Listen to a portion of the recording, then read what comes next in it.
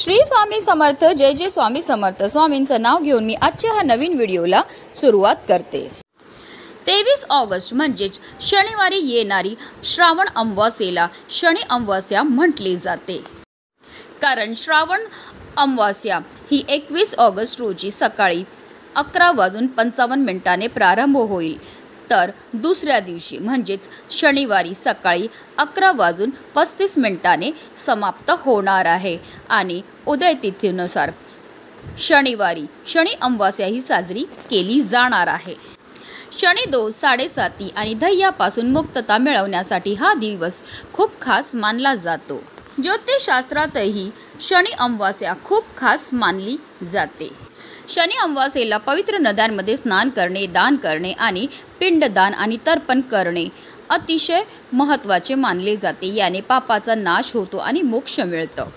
तसेच या दिवशी पितरांसाठी श्राद्ध व तर्पण केल्याने पितृदोष पासून मुक्ती मिळते।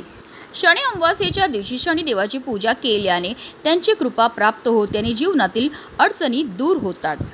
या दिवशी गरजूंना काळ्या रंगाच्या वस्तू जसे की तेल, लोखंडी वस्तू, मोहरीचे तेल, अन्न आणि कपडे किंवा तुम्ही छत्री किंवा बूट सुद्धा दान करू शकतात। यामुळे शनिदेव आपल्यावर प्रसन्न होतात। या दिवशी गाय, कुत्रा, कावळा यांना इजा करू नका। असं करणं चांगलं मानलं जात नाही। केस, दाढी आणि नखे कापू नका, यामुळे ग्रहदोष निर्माण होऊ शकतो। तसेच या दिवशी लोखंडी वस्तू आणि शनीशी संबंधित वस्तू खरेदी करू नका। या दिवशी तुम्हाला आवर्जून महादेवांची पूजाही करायची, कारण शनिदेव महादेवांना आपला गुरु मानतात आणि तुम्ही जर महादेवांची पूजा केली तर त्यामुळे आपल्यावर शनिदेवाची विशेष कृपाही होत असते। तसेच शनिदेवाच्या त्रासापासून मुक्त होण्यासाठी एक साधा उपाय म्हणजे हनुमानाची पूजा करावी। शनिदेव बजरंगबलींच्या भक्तांना कधीही त्रास देत नाही। शनी अमावास्येच्या दिवशी पूजा करताना ओम शनैश्चराय नमः या मंत्राचा आपल्याला 108 वेळा जप हा करायचा आहे। तसेच शनी अमावास्येच्या दिवशी आवर्जून आपल्याला शनिदेवाला मोहरीच्या तेलाने अभिषेक हा करायचा आहे। तसेच मोहरीचा तेलाचा दिवा लावा आणि शनिदेवाची आरती करा आणि शनी मंत्र आणि दशरथकृत शनी स्तोत्र पठण करा। पितृदोषापासून मुक्त होण्यासाठी शनी अमावास्येच्या दिवशी तांदळाची खीर बनवा आणि शेणाच्या गोळ्या जाळा आणि नंतर पूर्वजांच्या नावाने खीर अर्पण करा। कास्य वाटीत मोहरी किंवा तिळाचे तेल भरा आणि त्यात तुमचा चेहरा पाहून ते दान करा। तसेच शनी अमावास्येला पिंपळाच्या झाडाला पाणी आणि दूध अर्पण करून मोहरीच्या तेलाचा दिवा लावावा। यामुळे शनी दोषापासून मुक्तता मिळते।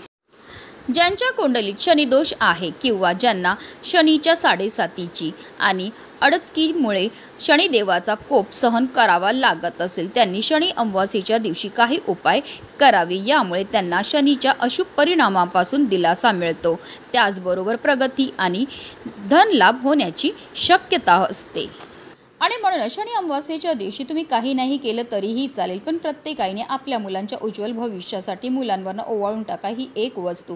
ही वस्तू ओवाळून टाकल्यामुळे आपल्या मुलांवर कधीही कोणत्याही प्रकारचं वाईट संकट तर येणारच नाही, पण त्यांची प्रत्येक क्षेत्रामध्ये भरभरून अशी प्रगती होणार आहे। तर ती कोणती वस्तू ओवाळून टाकायची, कोणत्या वेळेत ओवाळून टाकायची त्याबद्दल सविस्तर आणि महत्त्वाची अशी माहिती मी तुम्हाला या व्हिडिओमध्ये देणार आहे। तर व्हिडिओ पूर्ण पहा आणि जर तुम्ही माझ्या चॅनलवर नवीन असतील तर चॅनलला सबस्क्राईब करा आणि शेजारी बेल आयकॉन सुद्धा प्रेस करा, जेणेकरून तुम्हाला माझ्या नवनवीन व्हिडिओचं नोटिफिकेशन हे मिळत राहील आणि तुम्ही एक पण व्हिडिओ मिस करणार नाही। कमेंटमध्ये ओम शनैश्चराय नमः लिहायला विसरू नका। शनी अमावास्येच्या दिवशी ब्रह्ममुहूर्तावर पवित्र नदीत किंवा तलावात स्नान करावी। जर हे शक्य नसेल तर घरातील स्नानाच्या पाण्यात गंगाजल घालून स्नान करून सूर्यदेवांना जल हे अर्पण करायचं आहे। त्यानंतर आपल्याला मंदिरामध्ये दिवा हा लावून घ्यायचा आहे आणि व्रत करण्याचा संकल्प करायचा आहे। सकाळीच आपल्याला शनी मंदिरात जाऊन स्वच्छताही करायची आहे। शनिदेवाची योग्य पद्धतीने पूजाही करायची। मोहरीचा तेलाचा दिवा लावायचा, तसेच काळे तीळ मिसळून आपल्याला शनिदेवांना अभिषेक हा घालून घ्यायचा आहे। शनी अमावास्येच्या दिवशी पितृदोषाशी संबंधित कार्य करा आणि त्यांच्यासाठी तर्पण आणि पूर्वजांसाठी आपल्याला दान हे करायचं आहे। शनिदेवांना निळे फुलं अर्पण करायचेत आणि शनी चालीसा किंवा शनी स्तोत्राचं पठण करायचं आहे। शनी अमावास्येच्या दिवशी पिंपळाच्या झाडाखाली आपल्याला आवर्जून मोहरीच्या तेलाचा दिवा हा लावायचा आहे। शनी मंत्राचा आपल्याला जप हा करायचा। ओम शनेश्वराय नमः या मंत्राचा कमीत कमी आपल्याला 108 वेळा जप हा करायचा। तसेच शनिदेवा संबंधित ज्या वस्तू आहेत त्याचं आपल्याला दान हे करायचं आहे। तसेच शनी अमावास्येला आपल्याला शनिदेवाला तेलात बनवलेली पुरी अर्पण करायची आहे। तसेच गाय, कुत्रा आणि कावळ्याला खायला द्यायची आहे।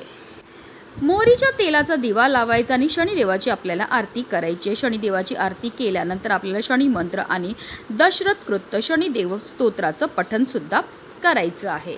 अशा रीतीने आपल्याला पूजा ही करून घ्यायची आहे। हिंदू धर्मग्रंथानुसार पूर्वजांच्या सदोष कर्माची फळं त्यांच्या वंशजांना भोगावी लागतात, यालाच आपण पितृदोष म्हणतात। वैदिक ज्योतिषशास्त्रानुसार आपल्या जीवनात अनेक प्रकारचे दोष असतात, त्यापैकी एक म्हणजे पितृदोष।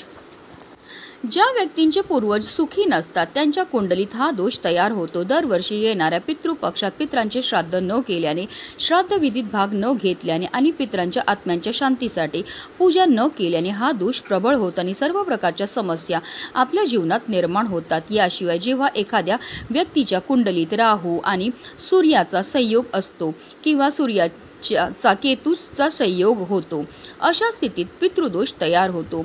या दोषामुळे कुटुंबात अस्वस्थता, प्रगतीत अडथळे, अचानक आजारपण, संकट, संपत्तीची कमतरता, तसेच आपली मुलं खूप अभ्यास करतात त्यांना कोणत्याही क्षेत्रामध्ये यश मिळत नाही, मुलांचा विवाह जुळण्यामध्ये समस्या येत आहेत, संतान प्राप्तीमध्ये समस्या ह्या येत असतात। आणि जर तुमच्यासुद्धा आयुष्यामध्ये अशा प्रकारच्या समस्या येत असतील तर आवर्जून तुम्हाला शनी अमावास्येच्या दिवशी हा प्रभावी उपाय जो आहे तो करायचा आहे। हा उपाय आपण अगदी लहानातले लहान मुलामुलीपासून मोठ्यात मोठ्या मुलामुलींकरता सुद्धा करू शकता। तसेच तुमची मुलं नोकरी, व्यवसाय किंवा शिक्षणानिमित्त बाहेरगावी गेली असतील तर हा उपाय कसा करायचा ते सुद्धा पुढे व्हिडिओमध्ये मी तुम्हाला सांगणार आहे। हा उपाय करण्याकरता आपल्याला 1 वाटी भात हा शिजवून घ्यायचा आहे। जो भात आपण शिजवणार आहे त्यामध्ये कोणत्याही प्रकारचं मीठ किंवा तेल आपल्याला टाकायचं नाही। आता तुम्हाला 1 मुलगा असेल तर तुम्हाला 1 वाटी भात हा शिजवायचा आहे। तुम्हाला 2 मुलं असतील तर तुम्हाला 2 मुलांकरता वेगवेगळे 2 वाटी भात हे शिजवून घ्यायचे। एका मुलाकरता वापरलेल्या उपायाच्या वस्तू ज्या आहेत त्या आपल्याला दुसऱ्या मुलामध्ये वापरता येणार नाही। आता 1 वाटी भात शिजवून झाल्यानंतर हा भात आपल्याला एका पेपर प्लेटमध्ये किंवा द्रोणमध्ये काढून घ्यायचा आहे। आता आपल्या मुलांना आसनावर किंवा पाटावर बसवायचे। बसवताना त्यांचा चेहरा जो आहे तो पूर्व दिशेला होईल अशा रीतीने आपल्याला बसवायचं आहे। आता मुलाच्या डोक्यापासून पायापर्यंत 7 वेळा आपल्याला हा भात जो आहे तो उतरवायचा आहे। एकदा हा भात उतरवला की आपल्याला लगेचच घराच्या बाहेर यायचं आहे।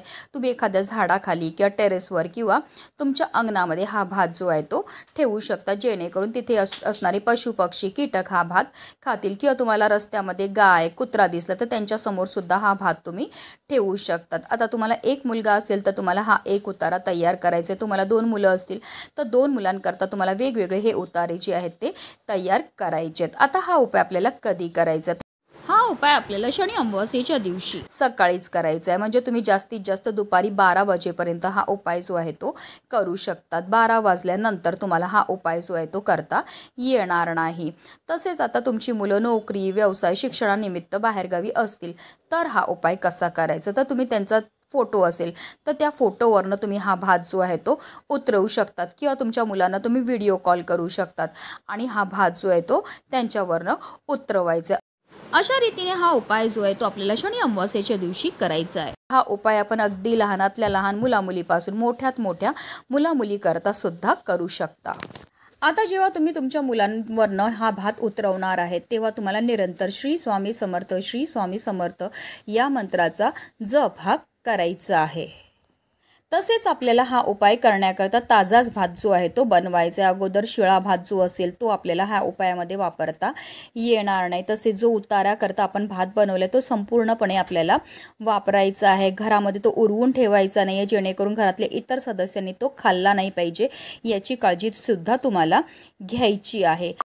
अमावास्येच्या दिवशी जे पण उपाय आपण आपल्या मुलांकरता करतात ते नेहमी कारगर ठरतात. फक्त तुम्हाला एक गोष्टीची काळजीही घ्यायची की कोणताही उपाय तुम्ही एकदा केला तर झालं असं होत नाही. हा उपाय तुम्हाला सातत्याने करण्याची गरज आहे. मी तर प्रत्येक अमावास्येला हा उपाय आवर्जून माझ्या मुलांकरता करते. हा उपाय एवढा चमत्कारिक आहे की हा उपाय केल्यामुळे तुम्ही स्वतः अनुभव घेतील की तुमच्या मुलामध्ये असणारी जी चिडचिड आहे, हट्टीपणा आहे, नजरबाधा आहे ती दूर व्हायला लागते आणि आपल्या मुलांची प्रत्येक क्षेत्रामध्ये भरभरून अशी प्रगती व्हायला लागते. म्हणूनच व्हिडिओ जास्तीत जास्त लोकांपर्यंत शेअर करा. श्री स्वामी समर्थ. जय जय स्वामी समर्थ.